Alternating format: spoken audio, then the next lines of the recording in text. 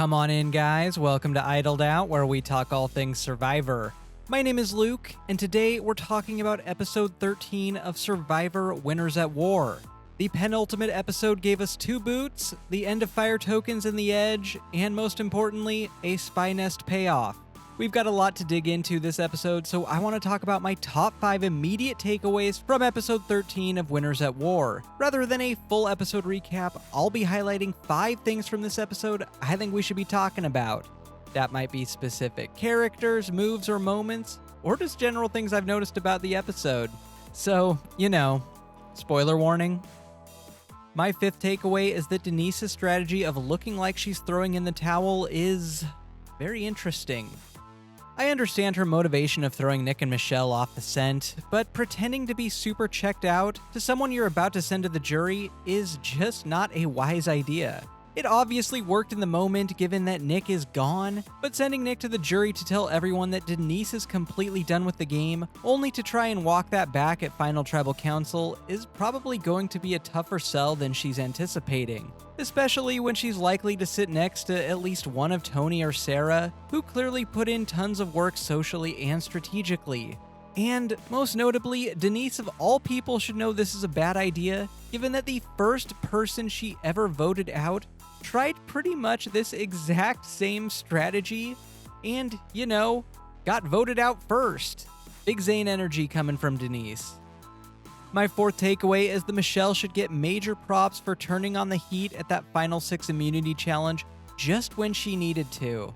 Putting aside the thought that voting out Michelle is a terrible deal for everyone except Tony and Sarah, Michelle was surely going home in this spot, so her clutch immunity win was awesome to watch, and a welcome surprise, especially after she completely tanked the other high step challenge earlier in the episode. This had major shades of Xian's immunity win at the Final 7 of All-Stars, where a similar monolithic alliance headed by a tight twosome was forced to cannibalize one of its own. And just like All-Stars all the way back in 2004, the members of the Alliance chose instead to vote out the least threatening endgame player instead of taking a shot at the big guns.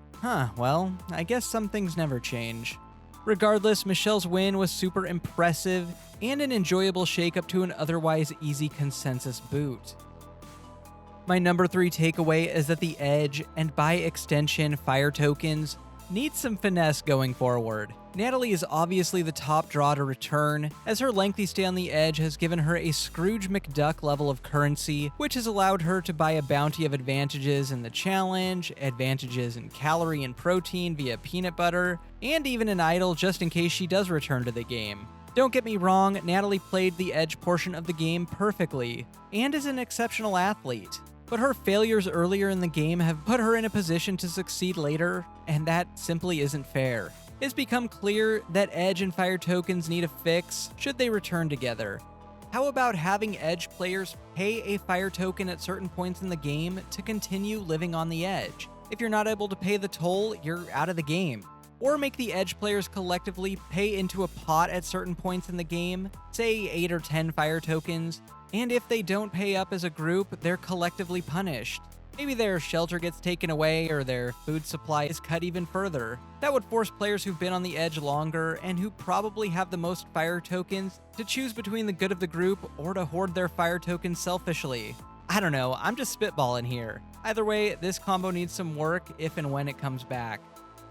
Speaking of Fire Tokens, my number 2 takeaway is that Fire Tokens went out with a whimper, not a bang. Really? A disadvantage in the challenge is the grand finale of Fire Tokens? Fire Tokens are a great idea, and I do like the idea of Edge players using them to assist people in the game with whom they've made social bonds. But I think Fire Tokens just really haven't met their full potential yet. Why not allow them to be used all the time? Pay 3 Fire Tokens and disadvantage a player in an upcoming immunity challenge. Pay 2 to prevent someone from going on a reward. Pay 10 for an idol.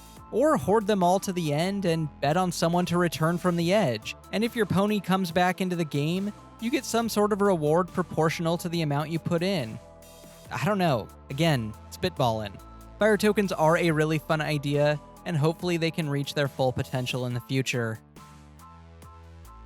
Okay, enough whining. My top takeaway is that it is absolutely insane that Tony and Sarah have gotten this far with the targets that were on their backs from the beginning. Coming into this season, pre-game press showed that Sarah was on the top of everyone's hit list, and Tony was obviously a massive threat from the get-go as well. Like, he's Tony. And yet, each of them played exactly how they needed to get to this point, where it now seems clear that one of them will win it all. Tony in particular has set himself up well, forcing Sarah to his side by voting out Sophie, inspiring unshakable loyalty in Ben, and getting Michelle and Denise to the final 5 spot, neither of whom are major challenge threats, and who are both pretty beatable in the end. All with no votes against him the entire game. And now I'm starting to regret my drunken agreement with a friend to get matching Tony tribal tattoos should he win, an agreement only made because the thought of Tony not only doing well but winning this season was outlandish to the point of laughability. Jeez, thanks Tony. Got nothing else for you. Please consider bequeathing your fire tokens to the like and subscribe button, and I'll get you more Survivor content just like this. Until next time, don't get idled out.